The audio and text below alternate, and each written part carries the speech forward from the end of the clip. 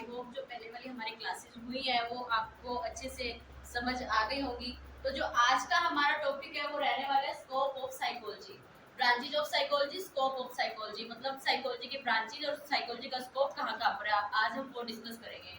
तो फर्स्ट हमारा जो आता है वो आता है एक्सपेरिमेंटल साइकोलॉजी।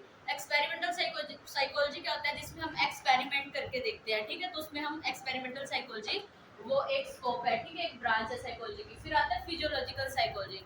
फिजियोलॉजिकल साइकोलॉजी वो होती है जो हमारे ब्रेन टू बॉडी से रिलेटेड होती है, जिसमें हम स्टडी करते हैं ब्रेन टू बॉडी तक। फिर आता है हमारा डेवलपमेंटल साइकोलॉजी। डेवलपमेंटल साइकोलॉजी में हमारा चाइल्डहुड आ जाता है, जैसे हम चाइल्डहुड में आगे हमारा ग्रोथ होती है तो उसमें सारा डेवलपमेंट साइकोलॉजी में आ जाता है। नेक्स्ट हमारा आ जाता है पर्सनैलिटी साइकोलॉजी। पर्सनैलिटी साइकोलॉजी में क्या होता है, हम जो इंसान की पर्सनैलिटी होती है वो हम स्टडी करवाते हैं, ठीक है। तो उसके लिए भी एक स्पेशल होता है ब्रांच जो पर्सनैलिटी साइकोलॉजी है।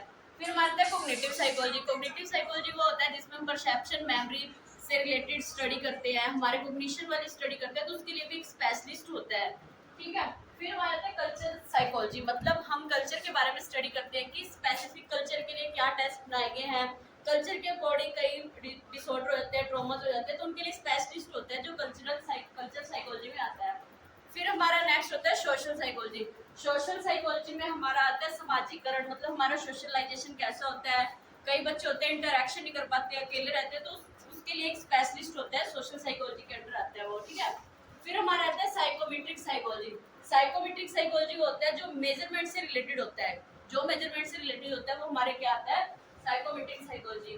नेक्स्ट हमारा है स्पोर्ट्स साइकोलॉजी। स्पोर्ट्स साइकोलॉजी जो हमारा स्पोर्ट्स से रिलेटेड होता है, क्योंकि हर जगह में एक स्पेसिफिक एक हमारा स्पेशलिस्ट चाहिए हर जगह में, तो स्पोर्ट्स में भी एक साइकोलॉजी वाला स्पेशलिस्ट चाहिए होता है, तो वो स्पोर्ट्स साइकोलॉजी के अंडर आ जाता है। नेक्स्ट हमारा आता है क्लिनिकल साइकोलॉजी। क्लिनिकल साइकोलॉजी में ये होता है जिसमें हम इंडिविजुअल को मेडिसिन भी दे सकते हैं और काउंसलिंग भी कर सकते हैं। स्पेसिफिक क्लिनिकल में क्या होता है, हम मेडिसिन से किसी इंडिविजुअल को कैसे सही कर सकते हैं, डिसऑर्डर की कैसे मेडिसिन दे सकते हैं, उसकी स्टडी की जाती है। नेक्स्ट हमारा आता है guidance and counselling. Guidance and counselling क्या होता है, जिसमें कोई मेडिसिन नहीं दी जाती, ओनली गाइड किया जाता है करियर के अकॉर्डिंग, या जैसे भी उन्हें गाइडेंस लेनी है वो हम गाइड करते हैं और काउंसलिंग करते हैं। विदाउट मेडिसिन हम इंसान को, मतलब इंडिविजुअल को ठीक करते हैं, अच्छे से सलाह देते हैं, परामर्श देते हैं।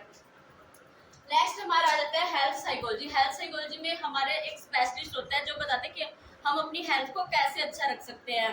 तो फाइनली ये सारी हमारी साइकोलॉजी की ब्रांचेज हो गई। तो हम दोबारा से एक बार रिवीजन कर लेते हैं। Experimental psychology, physiological psychology, developmental psychology, personality psychology, cognitive psychology, culture psychology, social psychology, psychometric psychology, sports psychology, clinical psychology, guidance and counselling और हेल्थ साइकोलॉजी। इसके अलावा भी कुछ होते हैं जैसे मिलिट्री साइकोलॉजी, ठीक है, और कंपैरेटिव साइकोलॉजी, ऐसे भी और भी ब्रांचेज होती हैं। तो फिलहाल आप इतना कर सकते हो, इन्हें आगे एक्सप्लेन कर सकते हो और आपके एग्जाम के लिए आपका क्वेश्चन प्रिपेयर हो सकता है। सो हम मिलते हैं नेक्स्ट टॉपिक में। आप अच्छे से पढ़िए और कमेंट करके जरूर बताइए क्या आपको अच्छे से समझ आ रही है या हम पढ़ाने का तरीका कुछ चेंज